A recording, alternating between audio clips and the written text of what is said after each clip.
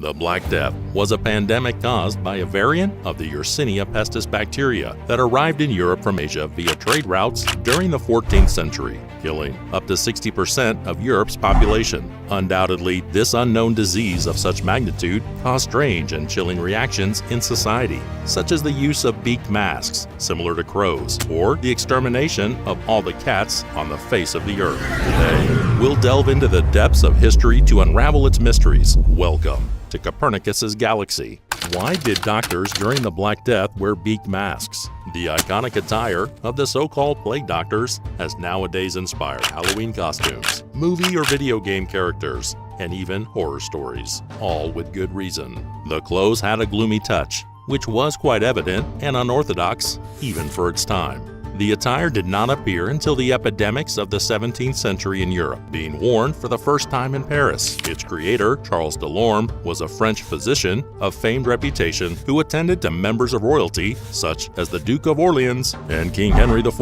The outfit was created in 1630 and consisted of high boots, pants, a black tunic made of thick cloth smeared with scented wax, a wide-brimmed hat, goatskin gloves, goggles, and the signature mask with a beaked nose that gave them a crowman-like appearance. The doctors didn't just wear this disturbing mask as an accessory to match the patient's situation, but to protect them from disease. It was believed to purify the evil pus that the infected people expelled through a combination of aromatic plants, such as mint leaves, rose petals, and cloves. Placing this along the beak of the mask, the people of the time thought that this miraculous mixture could counteract the terrible smell of the disease before it reached the nose of the doctor who wore it. But nothing was further from the truth. It was an erroneous belief, since most of them were either people with little or no knowledge of medicine, local doctors, trainees, or even fruit sellers playing the role of a Black Plague doctor.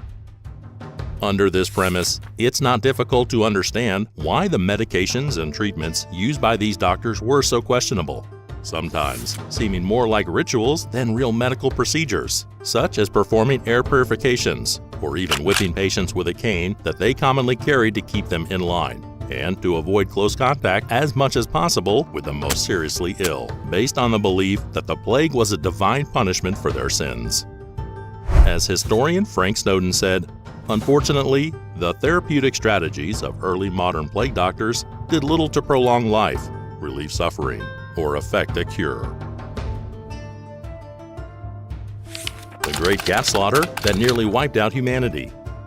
Cats have been revered by many cultures throughout human history, either as gods or nowadays as beautiful and tender pets. But, like always, there will be those who, for some personal or ideological reason, hate their mere existence. During the 13th century, a decree was published by then Pope Gregory IX entitled Vox in Rama, in which the Pope expressed his great concern about pagan rituals performed before the devil himself by sympathizers of heretical beliefs in Germany. In it, rituals were recounted in great detail in which a series of acts were performed involving different depictions of a black cat, such as an object of worship linked to the devil. They described how they performed indecent acts in front of a cat statue that would supposedly come to life, or alleged initiation rituals where ethereal beings manifested themselves before them in different forms, among which were felines.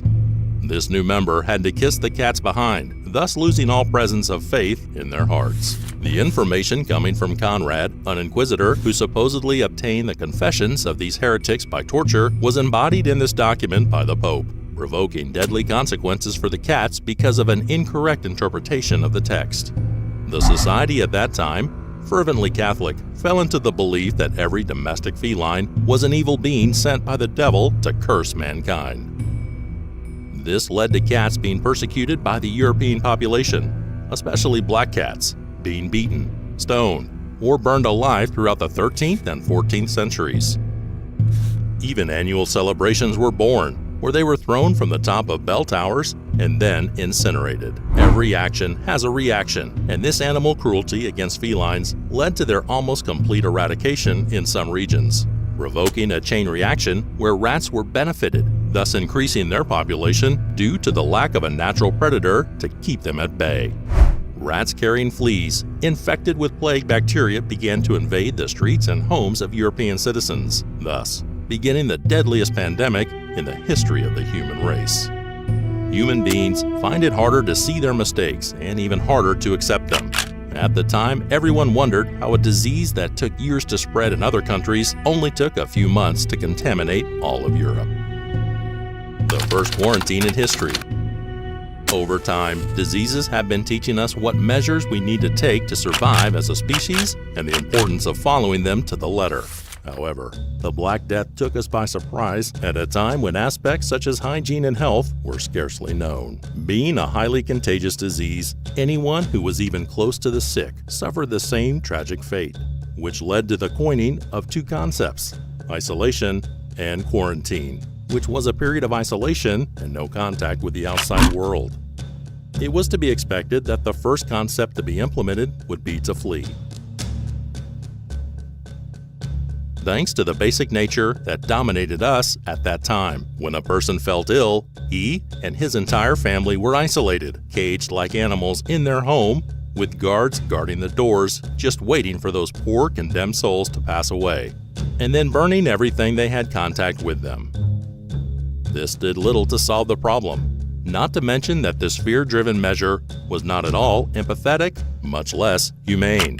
A clear example of the ineffectiveness of this measure was that some people from Britain decided to get on their boats and ships to put miles of distance between them and the sick, unaware that on their clothes and belongings, they were carrying the contagious bacteria from which they would later die. It was not until 1374 that the first recorded quarantine measure was implemented in Italy, but it was not until shortly thereafter, in 1377, that it was called a quarantine. Its name came from the Italian term quaranta giorni, which means 40 days, and it required the ships and people coming from Asia to wait for at least 40 days to ensure they were not sick. In case they were infected, the objects inside the ship were to remain on deck, leaving them to be disinfected in open air over the course of days. Healthy passengers would be quarantined according to an arbitrary incubation period in a lazaretto, which was a kind of hospital where other contagious diseases, such as leprosy or tuberculosis, were treated. At the end of this period, the ships and all objects were disinfected, which sounds similar to the measures we have today.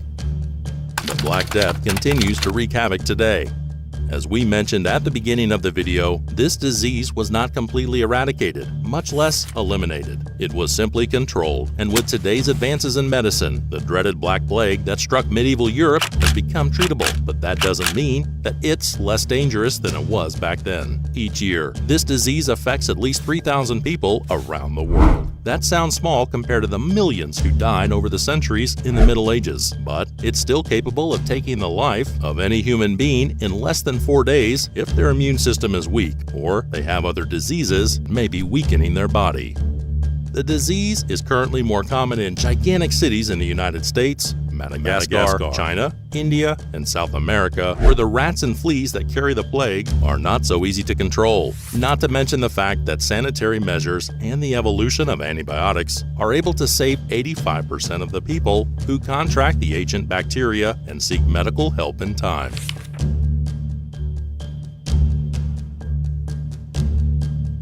Recent studies on the current strain and the one found in human remains of the victims of that time showed that because the Yersinia pestis bacteria is the only existing strain of the plague on the planet, it has no chance of mutating. This is because it has not generated resistance against antibiotics, unlike the current case of COVID-19, which, being a precisely mutated strain of other existing viruses, continues to combine them, giving rise to all the variants that we already know and those that may come in the future. Being a disease of linear evolution, its composition is practically the same as it was 600 years ago, thanks to the existing antibiotics available today, provided, of course, that the small outbreaks of Black Death continue to be controlled and treated effectively. Otherwise, it will be another story to tell here at Copernicus's Galaxy.